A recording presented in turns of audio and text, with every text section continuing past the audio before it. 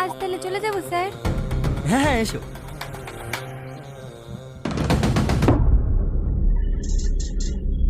আর শোনো, first morning আমরা hotel থেকে স্টুডিও যাব। শানুদাও আসবে। কুমার শানু আসবে?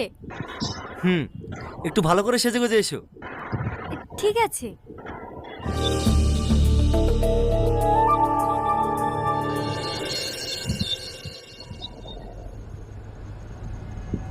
আজকে যা খাওয়ালে খাইলে ভাবি, বড় সিঙ্গার এলে কিন্তু এই পার্টিতে হবে না, 5 স্টার হোটেলে গিয়ে খাওয়াই যাবে।